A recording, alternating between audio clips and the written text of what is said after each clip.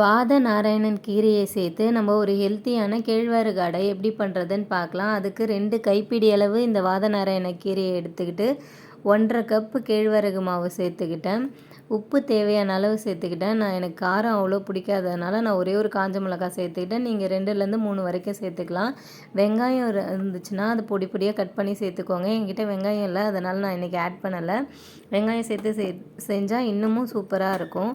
இந்த மாதிரி சமமான ஒரு பிளேட்டில் இட்லி துணியை நனைச்சி போட்டு தட்டி எடுத்திங்கன்னா உங்களுக்கு ஈஸியாக தட்ட வரும்.